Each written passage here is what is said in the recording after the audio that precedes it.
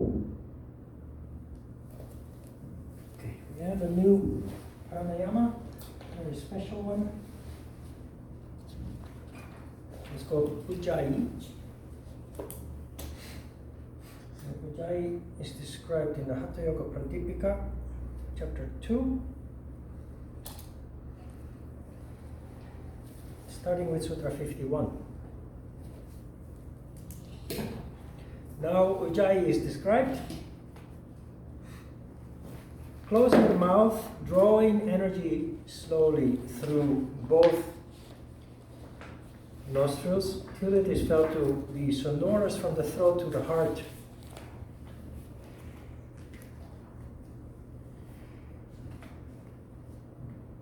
So, if you read this interpretation of the original text, it's very difficult to avoid thinking that it is a breathing exercise. You're told to close the mouth and to take in energy, draw in energy through both nostrils. The word closing, however, the more correct translation of the Sanskrit word is actually control. Control the mouth, but if you interpret these exercises as breathing, that doesn't make sense.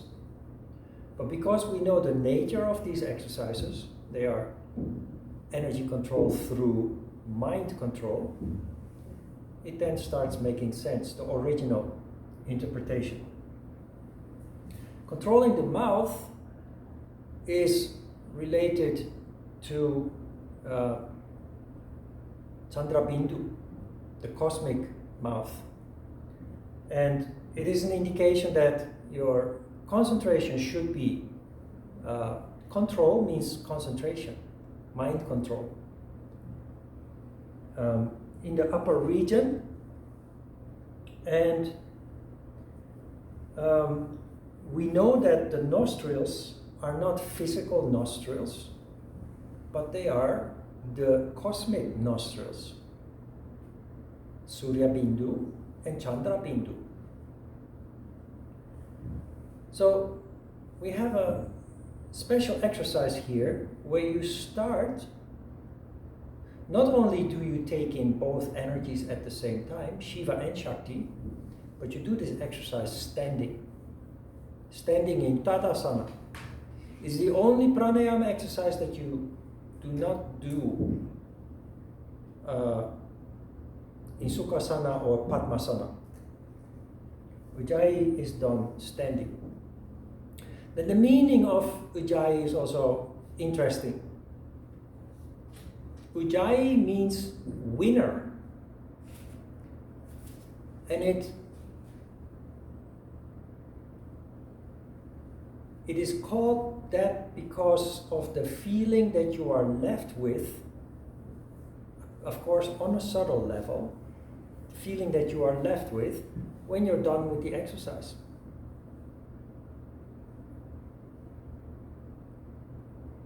For children growing up, it is very healthy to engage in competition, because it is healthy to experience not only loss, to learn to deal with ego when we lose, but to win, to feel victorious, because that is, other than the win, it is an energy process taking place,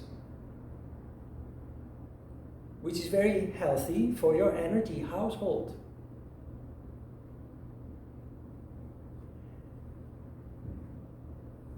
Can you recall the feeling of winning? I'll give you a poignant example. It's a couple of years ago I had my yoga classes in downtown in the Seoul Finance Center in Gwanghwamun. And there was a couple that on holidays would bring their son, at that time just 7 years old. And this son is very special, very sensitive, very thoughtful, and also super flexible. He could touch the back of his head with his feet, while he never did any exercise, just naturally super flexible. Also in the split and what have you. So he really liked me. So whenever he could, he would come. He always had many questions, but he really liked to play. So because he was so flexible and so young, I wanted him to do challenging things. And you know, in Bhujangasana, you can raise your feet and put them on the back of your head. But more interesting is to do Urdhva Dhanurasana, which is the bridge pose on your hands and your feet. So I told him to do that, and gradually, day by day, I told him to move his hands closer to his feet. And then when he was able to do that, I taught him to start from Tadasana, lean over backwards, and then in a controlled way to get the hands on the floor. And then he could do that, but then the next step is to get up again into Tadasana in a controlled way. And that appeared to be a challenge for him. But I continue to stimulate him, to encourage him to try.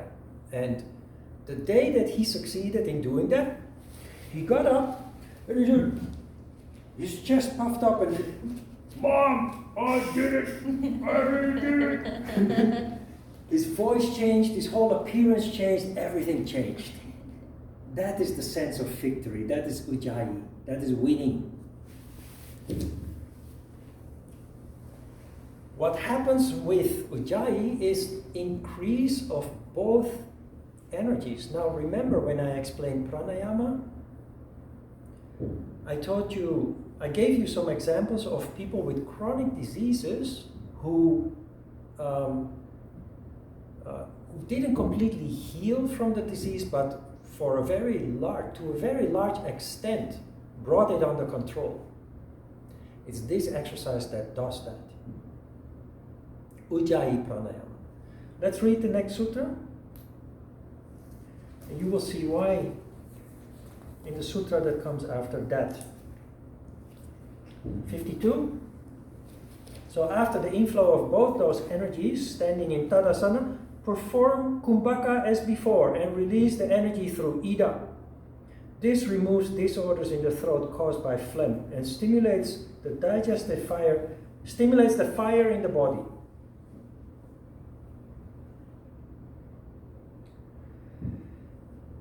The fire is, of course, vitality, vital energy, not related to the digestion per se, but more related to those three chakras becoming one big glowing ball of fire, which is an indication of health. 53, it puts an end to diseases of the nadis and the dhatus, as also dropsy. Walking or standing, this kumbhaka called Ujjayi should be practiced. Here you have the clue, the key. It puts an end to the diseases of the nadis and the dhatus. Chronic diseases for which there is no cure, doctors prescribe medicines not to heal the chronic disease but to manage it, to oppress the pain or to oppress the itch.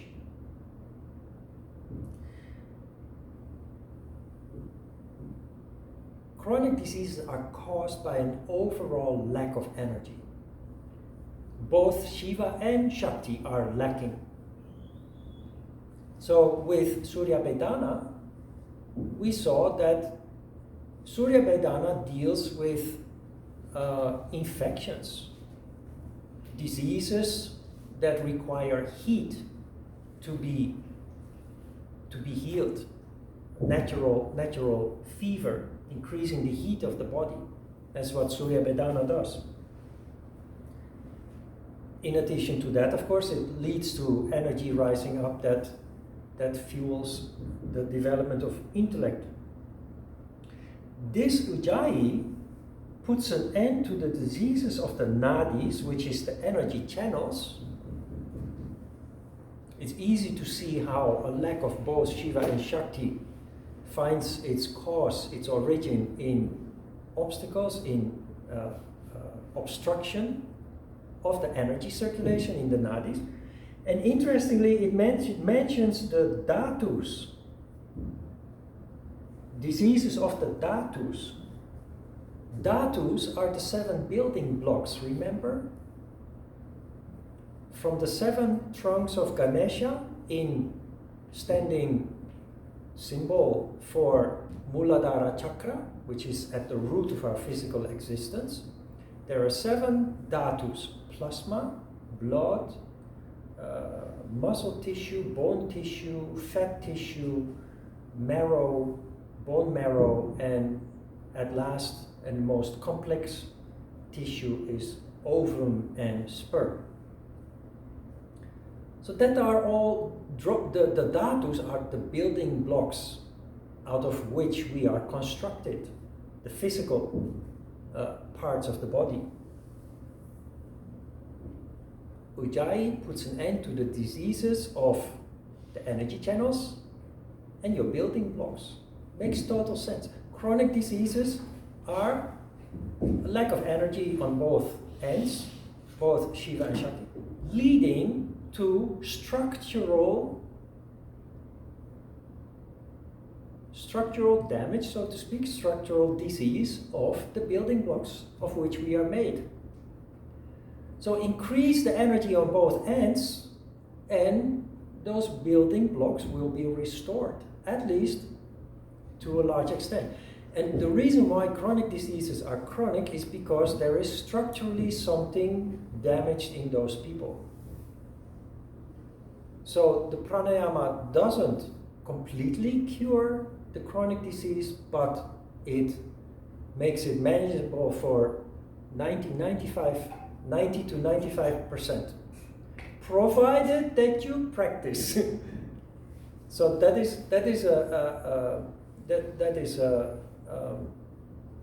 what do you call it in disguise? That is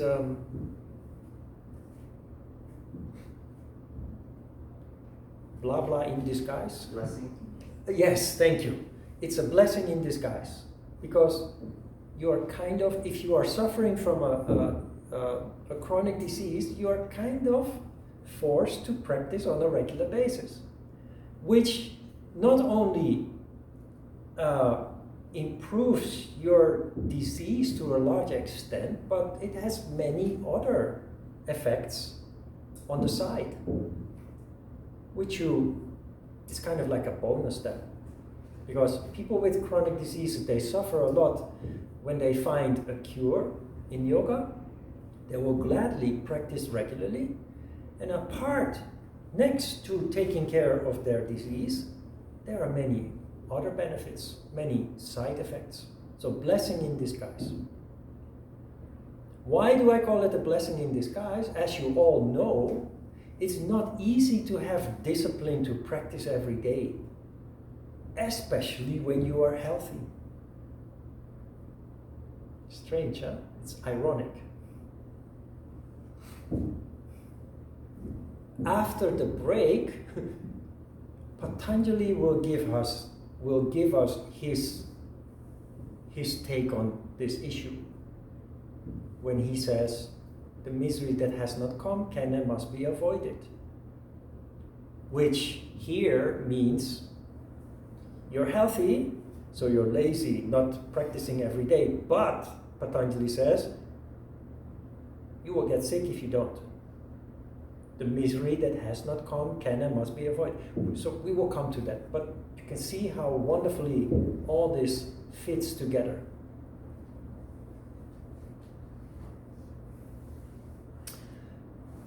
You do this standing, Shiva and Shakti in at the same time. Kumbhaka. And then only Shiva out. You have moved Shiva. You have taken in Shakti. But because you let only Shiva out, you had the stimulation of Shiva, which is responsible for manifestation into matter, so it's responsible for the health of our cells, our building blocks, Shiva energy. But you are left with a little extra, a little surplus of Shakti. So Shiva is circulated, is stimulated, and you're left with a little bit of Shakti, which energizes you.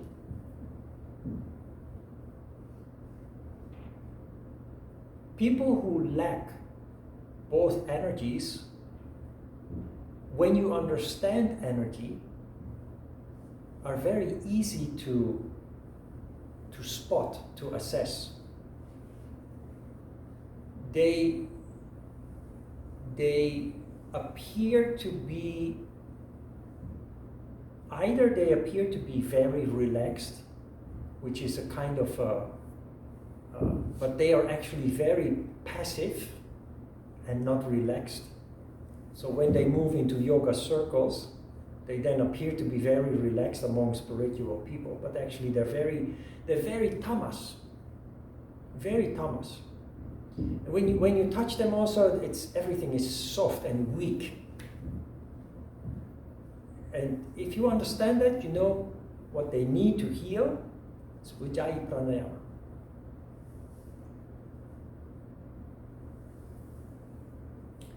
The best thing to do now is just give it a try and experience it for ourselves. Questions? Shiva Shakti in, Kumbhaka. Shiva out, Kumbhaka. Then you sit down on your cushion. You don't stay in Tadasana.